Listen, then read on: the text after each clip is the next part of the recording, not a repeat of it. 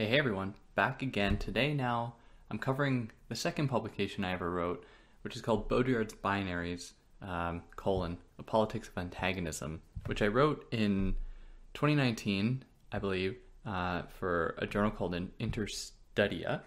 And it was an effort for me to think through some problems in Baudrillard's work, notably some contradictions and some difficulties when actually trying to engage with it, trying to understand it. And so this was my attempt to try to unravel those, to try to make them clear, at least to me. Now, if you're new here, welcome. I'm David. I try to explain philosophical concepts and ideas in a way to make them accessible to you. So if you're new, like, share, subscribe. You'll go and see videos that I have up here. There's like 250 of them. I try to release videos every single week, sometimes twice a week.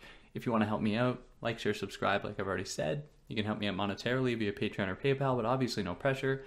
And if you found this on YouTube, you're going to be able to find it in podcast form if you're into that. Or if you found this in podcast form, you're going to be able to find the video for this on YouTube if you're interested in that at all. So I'm going to include a link for this so you can go and find it if you want. I think you'll be able to find this online. If not, I bet many of you are affiliated with a university. You can order it through your university library for free. But I think it's accessible online. But this is how it goes. So in 1998, near the midnight of Jean Baudrillard's philosophical career, Antoine van der Bremuschke, which I think is how this is pronounced, asked him how he, a self-proclaimed radical thinker, could rely on the binary logic of dialectics. To this charge, Baudrillard replied by way of a distinction between the binary logic he was accused of administering and the principles of challenge, of antagonism. Baudrillard locates himself in the domain of the latter, proclaiming that what we are concerned with is a change of the rules. A game doesn't necessarily involve two opposed hostile terms. You have the game, you have the rules, and you have the opponents. There is, thus, a preservation of a binary mode of organization, but a binary without hierarchy, where neither side is privileged over the other. To accentuate this point, Baudrillard considers this dynamic in the subject-object relationship, where he suggests that the object is not an alternative to the subject. The subject is not the opposite of the object, in the sense that the only choice left would be that between the hegemony of the subject and the hegemony of the object. Rather, these two poles exist in perpetual antagonism, where one never wins out over the other. This distinction portends Baudrillard's entire theoretical oeuvre, all his corpus, all his work. However, the role that binaries or antagonisms play in Baudrillard's work has remained under-theorized. There may be numerous reasons for this general disavowal, but I wish to extrapolate on one briefly, notably that Baudrillard is often considered a thinker of total systems, an apocalyptic thinker that warns against the oppressive advent of simulacrum. This essay pays credence to these popular expeditions into Baudrillard's work by conducting its own excursion into the understudied role that antagonism plays for him, and what happens to it under the logic of the simulacrum and integral reality, two concepts of endless import to Baudrillard's radical imagination. Now, traditionally, the way that the simulacrum is conceived is in terms of its antithetical position to reality. This is how it's often approached or understood. For example, Marc Oliver Di Pasco argues that the exponential decay in the concurrent metastatic transmutation of the objective, the real and the rational, into simulacra is arguably one of the most thought-provoking facts of contemporary history. So while certainly interesting and of great relevance to the contemporary developments of artificial intelligence, algorithmic software, and so on, Pasco's approach makes a fundamental error when considering Baudrillard's theorization of the advent of the simulacrum. Baudrillard does not decry the simulacrum for replacing reality. He is rather concerned with how reality comes into being under the simulacrum. To suggest otherwise is to commit oneself to an arch-classical Platonism and to a naive nostalgia for what Baudrillard would call second-order simulacra, or even first-order simulacra. The problem of the simulacrum is put by Baudrillard as follows. In his words, it is a gigantic enterprise of disillusionment, of literally putting the illusion of the world to death to leave an absolutely real world in its stead. This is what is properly meant by simulation. Reality is not a privileged age that teleologically precedes, precedes simulation. It is in fact a particular case of that simulation. So what is at risk of transpiring under the simulacrum is not then, as thinkers like Pascoe suggest, the exponential decay and the concurrent metastatic transmutation of the objective. It is instead the profusion of precisely what he believes to be at risk of disappearing, that is, reality, a profusion of reality. The advent of hyperreality, or the more real than real, reaches its apotheosis, its peak, in Baudrillard's work with the advent of what he calls integral reality. This is a concept that Baudrillard develops most rigorously in his last published book, The Intelligence of Evil, or the Lucidity Pact. It is with this text, among others, that Baudrillard sketches what the stakes are for the advent of the simulacrum, or hyperreality. Integral reality is the stage of the simulacrum where everything operates in an integrated circuit, in the information media, in our heads too. The image feedback dominates the insistent presence of the monitors, this convolution of things that operate in a loop, that connect back round to themselves. This tautogorical formulation forecloses the possibility of for radical alterity, presenting an endless proliferation of the same. This logic subtends concerns that Baudrillard sketches in his writings on both the Iraq and Gulf Wars, where there is an exercise of a neo-imperialistic Western military expansion that threatens to, in his words, subject the many different cultures to the unforgiving law of equivalence. The law of equivalence is the law that sees everything exchangeable under the spectral light of the commodity form made famous by America, at least that kind of commodity form.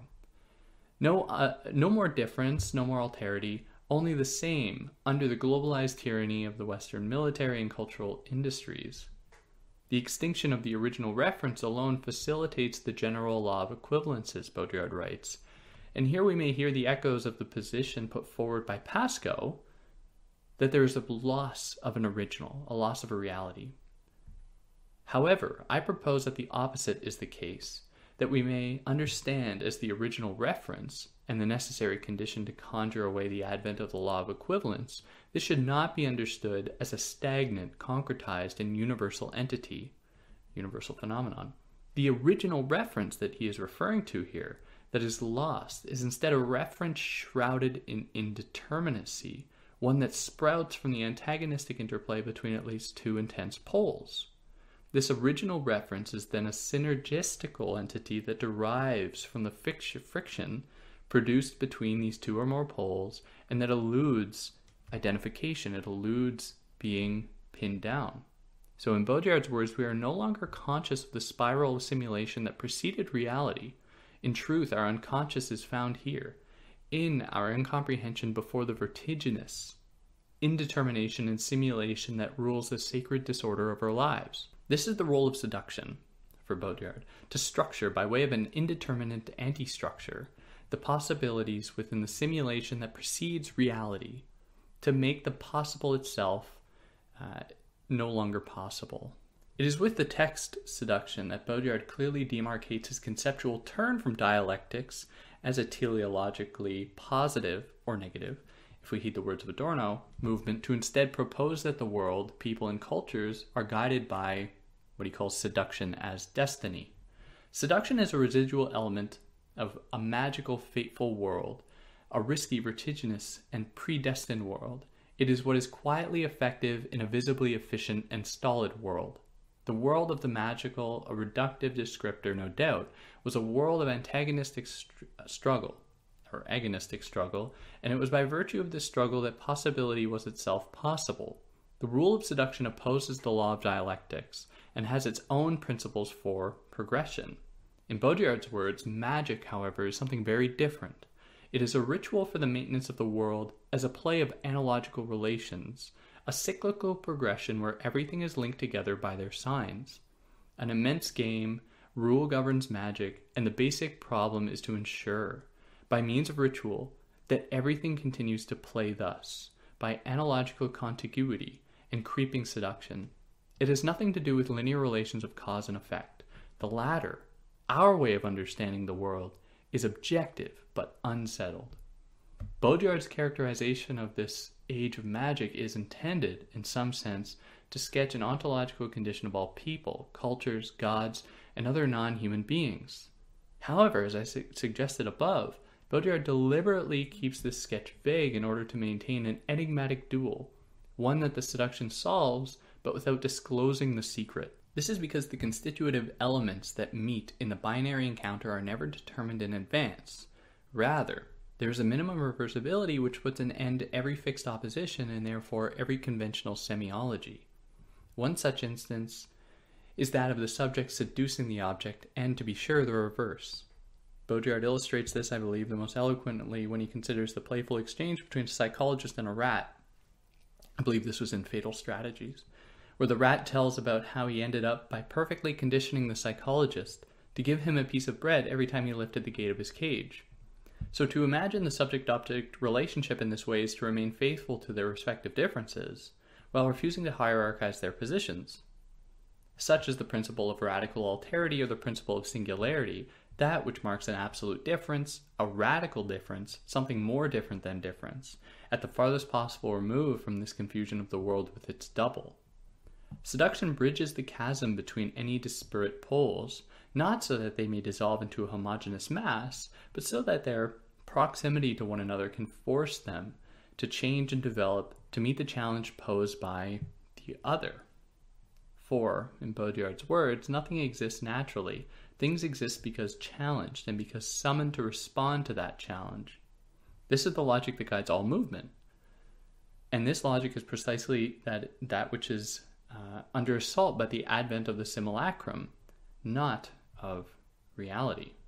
So the simulacrum is not so clearly defined in its objective, however. This is because Baudrillard maintains that there are to be at least two possible manifestations of the simulacrum that both, remaining faithful to the principles of seduction, possess and challenge the other. In seduction, he suggests that the simulacrum belongs either to the domain of enchanted simulation or the domain of disenchanted simulation. In this taxonomic breakdown, the former represents the trompe-l'oeil, falser than false, the secret of appearances, while the latter, pornography, for example, marks the truer than true, the height of the simulacrum. The simulacrum is thus not an antagonistic struggle with reality. It has always been on the scene, complicit with reality, and is part of the world and people as their ontological conditions. The conflict is between the realm of enchanted simulation and that of disenchanted simulation. Disenchanted simulation possesses unfailing powers of discrimination, a derivative of the masculine order that flocks to the spectral light of truth. The simulacrum may then assume two different forms, a benevolent or a malevolent form, that are always struggling against one another in a Manichaean way. The conceptual dyad here that these two forms assume can be further dissected to locate the binaries, or lack thereof, found within each side of the binary. This is explicated upon most clearly in Baudrillard's late work, specifically. At this stage, Baudrillard meditates on the statuses of good and evil in the simulacral episteme, positing that there is a global effort propagated by the West to make the world transparent and operational by exterminating or extirpating from it any illusion and any evil force. The good may then be understood as the maintenance of a delicate interplay between good and evil for Baudrillard, whereas where the chiasmic principle of seduction may persist. Evil, on the other hand, should be understood as the complete absorption of evil by the good. A world without evil is the most evil world for Baudrillard. As he writes, terrorism is still a lesser evil than a police state capable of eradicating it. To collapse and homogenize the ethereal relationship between good and evil would be to purge the world of the principle of seduction and to concomitantly submit the world to a terrorist rationalization, the likes of which the world has never seen. Now, science is at the forefront of this epistemological shift, the model of oppression par excellence, what he calls the legitimating principle of technical operations on the real and on the world, the principles of an objective materialism. Now, since science stimulates this transformation of the world from a binary system of antagonism to one of a monochromic repression, we see a similar thing happen in Nietzsche, where he shared the similar concern when he declared that science is what he called the impoverishment of life. Science only ever perpetuates itself in its never-ending cycle of tautological satisfaction. That is, it's steadily foreclosing the possibility for difference to creep into its institutional formations. This is because science does not only strive to maintain itself, it also strives to exercise the world of all negativity, contradiction, and opposition to leave the world in a state of scientific euphoria. The apotheosis of asceticism, as Nietzsche described it. However, and this may be the greatest mystery of Baudrillard's work, this collision course with simulacral perfection will never occur. In The Vital Illusion, Baudrillard quotes Heidegger and is concerned for the state of technology in the 20th century, where he writes, that is Heidegger, when we look into the ambiguous essence of technology, we behold the constellation, the stellar course of the mystery. Now, Baudrillard contemplates this point, proposing that this sentence is quite enigmatic, since it seems to contradict Heidegger's interpretation of technology as negative ontology, as a loss of being, as a definitive unveiling of the secret of the universe, as a disenchanted inspection, an erraisonnement of the world, or a gestel of the world. In short, as the perfect crime itself. The alternative would be that, at the extreme horizon of technology, something else happens, another game. With other rules, the point is that the constellation of the secret still resists, remains alive. The day of reckoning may never arise because the principles of seduction, challenge, and antagonism are eternal for Baudrillard. Moreover, in the case of good and evil, Baudrillard even provides his readers with a term to attach to this catechistic revival of what one may assume to have been lost, that is, ventriloquist evil, the unexplainable manifestation of negativity in zones where it is believed to have disappeared. Now, Baudrillard expands upon this point in his consideration of disease and inoculation to argue that in the face of an ever-improving system of biological defenses, there are always going to be viruses and diseases that breach those defenses. For him, the purification of bodies occurs once they have been dispossessed of their defenses and are then vulnerable to science and technology. In response to this overcoating by science and technology, various anomalous symptoms develop from the depths of the system itself, countering with reactive violence and virulence the political overcontrol of the social body, the biological overcontrol of the physical body. That's pretty relevant today, I would say. Didn't even remember that part. So there is thus no reason to believe that the system will completely eclipse the symbolic order of a time long gone. There is a problem with this formulation that presents itself under capitalism specifically, however. Deleuze and Guattari demonstrate this issue in Anti-Oedipus when they write that no one has ever died from contradictions. And the more that capitalism breaks down, the more it schizophrenizes, the better it works, the American way. What Deleuze and Guattari are describing is a system that, in a completely oppressive way, is capable of containing its negativity to work in its favor. This revelation demands a reevaluation of Baudrillard's optimism concerning the eternality of seduction to sketch what is at stake. Notably, this pertains to the possibility that the simulacrum may, in proper late capitalist fashion, simulate the form of antagonism once reserved for the challenge and seduction, or for challenges and seduction. Our task is then to discern the real manifestations of antagonism from those harbingers of simulacral totality. Now, Baudrillard first sketches the possibility of an oppressive and artificial antagonism in symbolic exchange and death. Now, that's a claim that I think I'm going out of the essay here. That's a claim, thinking back. I think we can get earlier examples of this, so that I don't think that was the first time. Anyways, that's what happens when you aren't fully educated about the thing you're writing about. So Baudrillard first sketches the possibility of an oppressive and artificial antagonism in symbolic exchange and death when he considers the significance of the World Trade Center's two towers. The two towers of the World Trade Center are the visible sign of the closure of a system to the vertigo of doubling. This elevation to the vertiginous plateau of the double is only an illusory transcendence, the false resurrection of a principle of antagonism indicative of an era that precedes integral reality. Now, what the World Trade Centers, their towers, reveal for Baudrillard is the possibility of a simulated form of antagonism. There is a distinction there that must be made between antagonism that Baudrillard celebrates and the one that he admonishes. Now, unfortunately, Baudrillard did not provide the blueprints for a litmus test that can really identify the difference. The task is then, given the vague characterization of an oppressive system as being a closed one, the task is to recognize the systems that foreclose the possibility for difference and those that maintain that very possibility. This task is only complicated when we reconsider the words of Deleuze and Guattari, who correctly identify that capitalism is a system that welcomes difference and renders that difference imminent to its proliferation.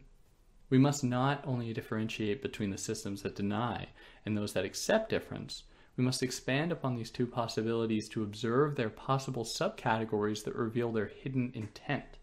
Now, these categories can be subdivided into 4 subcategories that paint a more accurate portrait of this phenomenon, and that, I believe, resolve the antinomy that systems of difference can be oppressive and systems that foreclose possibility can be benevolent. So here I present the 4 different formulations, and to make it as clear as possible, I'll list them out. So there can be malevolent denial, malevolent acceptance, benevolent denial, and benevolent acceptance. Now, the malevolent ones are ones that I don't like, and I don't think Baudrillard likes, ways to conduct the world and people, whereas the benevolent ones are the good ones. So here we can see forms of malevolent denial of otherness, and then we can see benevolent denials of otherness, or we can see benevolent acceptance or malevolent acceptance. So I hope that's clear enough. So we start here with malevolent denial.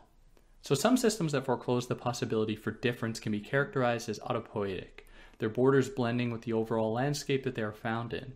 And they, by virtue of the disappearance of their borders into the landscape, are guided by their own immanent logic of movement. One example that fits this criterion is the police force that is both ubiquitous and closed. The police are everywhere, yet they cannot be breached. They are the ideal manifestation of the law that Baudrillard describes, which claims to be the discursive sign of a legal instance and hidden truth. It results in repression and prohibitions. Because of their ubiquity, they are able to disappear into the infinitesimal cracks of the societal paradigm in which they are situated. Now, I use here a quote from Sarah Ahmed to illustrate this, where she writes that because of their ubiquity, she writes that in terms of their ubiquity, one fits, and by fitting, the surfaces of bodies disappear from view. The disappearance of the surface is instructive in feelings of comfort. Bodies extend into spaces and spaces extend into bodies. Now, the capacity to disappear is reserved for a certain group. To be able to blend into that sphere is reserved for a certain group or for certain groups, most notably corresponding to a white, cis, heterosexual male, able-bodied, and so on. And those who are excluded from this undergo a separate form of disappearance by their being disallowed from or discriminated against within that structure. So the automatic return of all forms of racism, integrism, and exclusion in reaction to this unconditional conviviality, as Baudrillard writes. So let it be clear here that a properly multicultural model does not necessarily assuage the oppressive propensity of this system. It contains insurgents in ways that render its opposition unthinkable under the auspices of a welcoming state or cultural apparatus. Now, this is what leads us into what I call malevolent acceptance. So when a cultural people are appropriated by another, we know we are in the throes of a malevolent model of acceptance.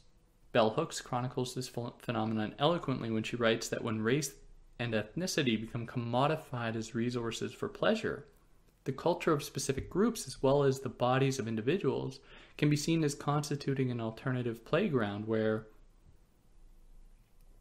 members of dominating races, genders, sexual practices affirm their power over in intimate relations with the other. This mode of cultural appropriation opposes the logic of seduction that lies in non-reconciliation with the other, in preserving the alien status of the other. This more closely represents the opposite of seduction, that is provocation, which does not leave you free to be, it calls on you to reveal yourself as you are. It is always blackmail by identity, and thus a symbolic murder since you are never that, except precisely by being condemned to it, in Baudrillard's words. And for example, a very common microaggression that people of color will experience is people asking them, where they're from, as though their identity dictates who they are and who they can be. And people have to know exactly where they come from so that they can properly know how to engage with the person after blocking them off into that identity. Now, what this ultimately culminates into is a disappearance of radical alterity, and it's being packaged and commodified for the colonial authority that appropriates it. Now, in distinction to benevolent denial, where one is dispossessed by the other, malevolent acceptance apodictically renders us dispossessed of the other. The other is then forced into the domain of oppressive simulation, where they are galvanized into an oppressive image form forever, the museification of the other. And that puts us here into benevolent denial. So the possibility of a benevolent form of exclusion is difficult to imagine. Indeed, there is little likelihood that any such system is possible in the age of global finance capitalism. However, this does not stop Baudrillard from considering the radical potential of a system entirely predicated on its own epistemological paradigm, a system of absolute difference, a radical difference, something more different than difference. This is what is properly understood as singularity, that which reproduces itself as is at every moment, and autonomously to reinvent itself. Singularity opposes the totalizing logic of integral reality that subjects and homogenizes the world under the augury of a supposedly benevolent scientific and cultural paradigm. It does this by presenting alternatives to a system that believes itself to be superior to all others, and by dissuading the planetary expansion of a single set of principles. What is more, these modes of organization, precisely by their being different from others, maintain the antagonism necessary for the realization of the dual form, the agon, which is a symbolic form for the realization of the is a symbolic form. As such, it might be said to be much nearer to seduction and challenge than to violence. This does not preclude the possibility of violent acts. It instead marks a moment when violence is not conducted for its own sake. Here we might hear the resonances of Deleuze and Guattari's theorization of the war machine prior to its being appropriated by the state apparatus of capture. So the antagonism present in this formulation may resolve itself through violent means, but that does not mean that violence is the sole avenue by which the antagonism is resolved. Symbolic exchange and the principle of seduction are two other possible routes to assuage the limit point of the antagonism in a nonviolent way. These two alternatives to violent resolution do not threaten to eclipse one side of the antagonistic struggle through force. Instead, the antagonism fostered by these institutions maintains the existence of the other that serves the end of realizing the Hegelian conceptualization of the self-other relationship. Now that puts us into benevolent acceptance. So this possibility ironically mirrors that which is described by benevolent denial. Now what is characteristically different, however, is the extent to which benevolent acceptance marks an elevation of the logic of denial.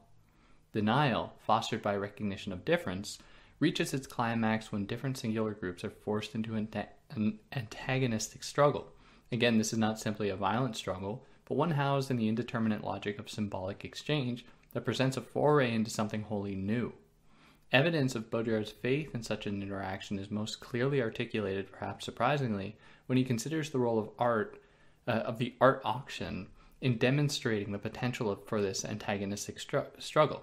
He says, "Whoever the vanquisher in the challenge, the essential function of the auction is the institution of a community of the privileged, who define themselves as such by agonistic speculation upon a restricted corpus of signs. Ideology is not a mysterious duping of consciousness, it is a social logic that is substituted for another, thus changing the very definition of value. So what we see in the exchange is the formulation of a concrete community of exchange amongst peers. The relative homogenization that occurs is immediately assuaged by the reification of an autonomous singularity necessary for a place within that framework. One thus draws the other into one's area of weakness, which is also his or her area of weakness, welcoming the other to exist as themselves, and by virtue of that difference present new opportunities for each party involved." Now, I believe it is safe to suggest that Baudrillard would appreciate the benevolent manifestations of these encounters over the malevolent ones. A Baudrillardian radical theory is in the service of ensuring that the other is not eclipsed in these encounters, subjecting them to the spectral light of a global cultural apparatus. This is a more accurate demonstration of the problem of the simulacrum when we are no longer alienated within a conflictual reality, he writes, and are expelled instead by a definitive non-contradictory reality. The non-contradictory form strives to purge the world of all difference and to subject it to the totalizing logic of a single worldview. What Baudrillard concedes resembles a new world order of sorts. This is how a Baudrillardian critique should be conducted, not as a plea for a return to reality as Pascal proclaims, but as a desire to maintain that principle of antagonism necessary to conjure away the crystallization of a global order engineered for the benefit of a single group.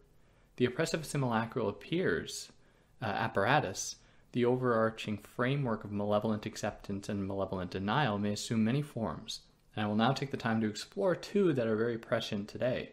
The first is the incessant desire by white feminists, except I'm going to talk about feminism here, by white feminists in the global north who, under the guide of a progressive humanitarianism, dictate what constitutes proper behavior for people in other contexts.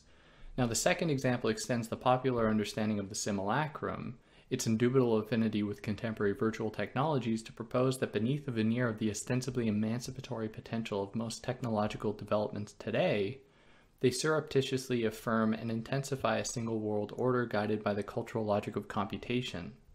Now, these contemporary phenomena each, I believe, address the manifestations of the oppressive simulacrum in one way or another, signaling the propensity to appropriate reality for the purpose of eradicating differences and otherness. The desire of white feminists, to return to that one, to start with that one, activists to supposedly save women in the global south is by no means a new phenomenon. Indeed, one of the motivations behind the giant process of colonialism that paid credence to the so-called white man's burden was to purportedly civilize those less developed. It was and still is believed that it is the duty of white Europeans to disseminate their knowledge to the rest of the world so that the latter may too enjoy the wonders of the they would allegedly derive from European culture. So while the many current strands of feminist activism, even those strands that lean heavily in the neoliberal and white supremacist direction, in no way present a congruent threat leveled by colonialism, they nevertheless present an analogous manifestation of the same cultural logic. The colonial efforts of centuries past find this correlative in the contemporary episteme, with an example given to us by Spivak, when she proclaims that white men are saving brown women from brown men. This effort does not only infantilize people in different cultural paradigms, it also heightens and intensifies the neocolonial project of the West by laying claim over what should be recognized as oppression and how it should be addressed. What is more, these efforts serve the strategic end of displacing any cultural malaise that may be observed in the so-called first world onto the so-called underdeveloped other. So by presenting a situation that appears to be worse than what might be experienced in the developed countries, the jackals of white feminist activism whitewash the experiences of women and other gender and racial minorities from receiving the recognition that they need or that they want. These efforts to silence the other under the veneer of a benevolent humanitarian project are aligned with the malevolent streams of a Baudrillardian politics of antagonism. They, first and foremost, deny a voice to the other, or failing that, instill their own voice into the mouths of the other. Hence the frightening question Spivak poses, can the subaltern speak? Antagonism, and therefore the delicate principle of seduction, cannot be realized when the other is stripped of their autonomy and forced into a subject position alien to their history and culture. Globalization is one force that strives to purge the world of difference, applying, in the case of women's oppression, a blanket assessment of all women's issues, as though it is a phenomenon experienced invariably, or isn't experienced invariably. Or is experienced invariably. Geez, losing it. Baudrillard puts the problem of the universal poignantly when he writes that there is a major inconsistency in continuing to use a discourse of the universal as a discourse of reference when it has no meaning or effect anywhere, because it is how discrimination becomes more ferocious. Sarah Ahmed, recognizing the oppressive propensity of any universal discourse, suggests that the task for feminists in the wake of this violent trend is to make visible the boundaries which constitute women's rights, rather than assume their universality. This corresponds more broadly to the dictum Baudrillard puts forth in his imagining the possibility to challenge power. In his words, it is power itself that has to be abolished, not just in the refusal to be dominated, but equally and as violence in the refusal to dominate. The first step in this process is to acknowledge difference, singularity, and, by virtue of that difference, to recognize that a solution conducted in one epistemic framework may not necessarily apply to another. This is not to prescribe some relativist form of non-action, far from it. Instead, listening should be privileged over didactic prescription, so that changes, if they are truly sought, can be conducted. White feminists mobilizing the virtuous projects of humanitarian benevolence are perhaps the most explicit example of malevolent acceptance and denial. There is, however, a more ubiquitous institution performing the same function, and that is the logic of computation. Now, in his book, The Cultural Logic of Computation, David Columbia puts forth the thesis that the logic of computation has crept into the cultural zeitgeist of the West and has concomitantly positioned itself as a natural or neutral logic. As such, it is often believed that rational calculation might account for every part of the material world. This thesis echoes the one put forward by Michel Foucault when he considered the genesis of rationalism in the 17th century, where resemblance must be subjected to proof by comparison.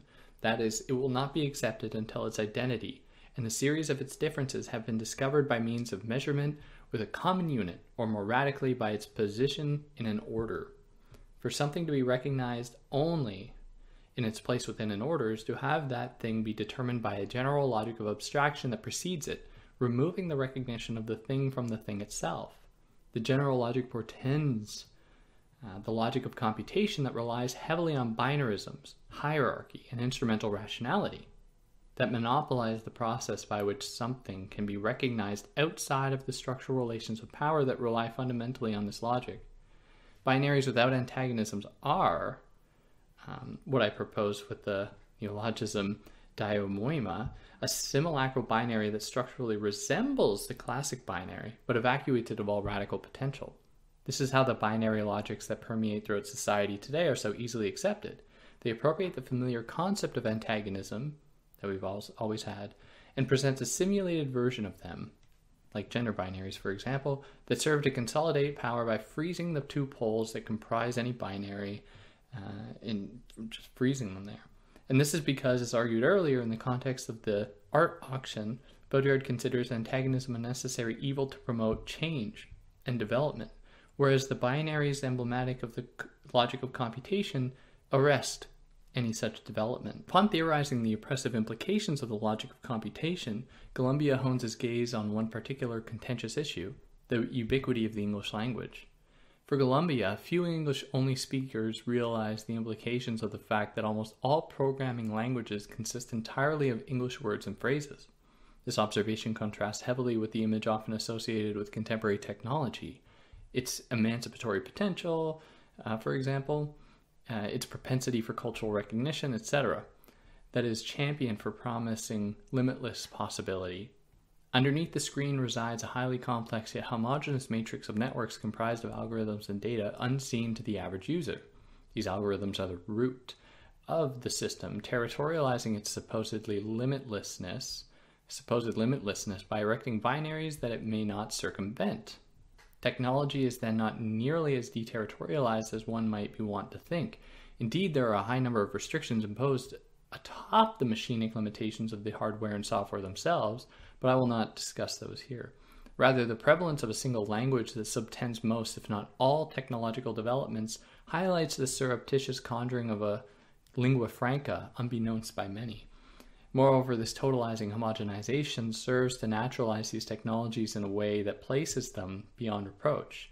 Sophia Noble contributes to this discussion in her Algorithms of Oppression when she argues that there is an implicit assumption that algorithms are neutral technologies and therefore incapable of discrimination, when, in fact, algorithms often emulate the ideological paradigm from which they derive. We might be able to then surmise that computers are as much an extension and the apotheosis of a logic of the simulacrum as they are the logic of computation. This is because both the simulacrum and the logic of computation perform a highly devious trompe-l'oeil in their exertion of their oppressive potential. They mask their true form from under the veil of an overtly unreal possibility, the computer screen, artificial intelligence, virtual reality, etc., that absorbs the critical gaze of those that engage with them. This technological development operates in contradistinction to Baudrillard's promising outlook of the singularity of language, which is that even if language has a history and an origin, it seems to reproduce itself as is, at every moment, and autonomously to reinvent itself. The process of reinvention is integral to Baudrillard's conceptualization of a benevolent noumenal practice, one that sees a development of a thing in itself that is catalyzed by contact with other things in themselves outside of it. The totalizing logic of these technologies and their English supremacist undertones do not then risk sequestering reality by the weight of the simulacrum.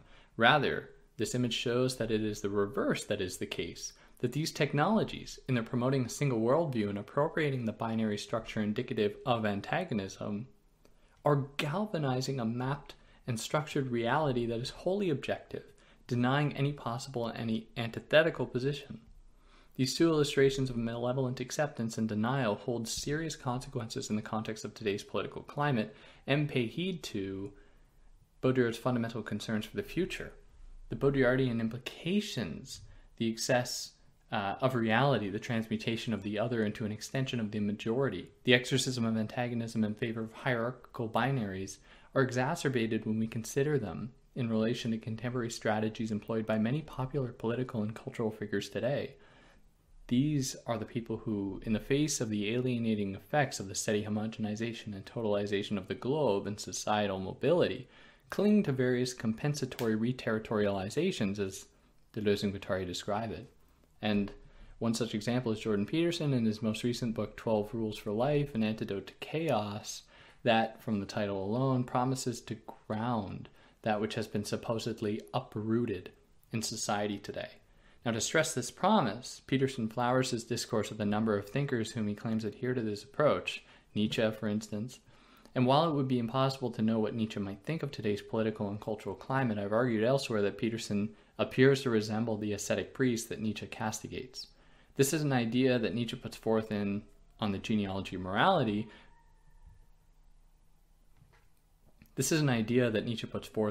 On the genealogy of morality when he outlines the reactionary tendency of people devoid of life to invest their lives with cruel and unpleasant activities, to internalize the illusion of progress and pecuniary decency. It is my contention that the same could be said of Peterson, who, like everyone else, is in the throes of a system steadily moving towards integral reality as Baudrillard describes it, and by virtue of this fact is desperately investing arbitrary acts, making one's bed, for instance, with a transcendent meaning to ostensibly curb the alienating effects of the system on a collision course with complete simulacrum. These responses are completely wrong, however. What is more, they are not simply a response to a contemporary phenomenon. The ancestors of these ideas extend much further back than the threat of integral reality itself. It should be noted then that this system is wholly new and has arrived on the scene faster than anyone could imagine.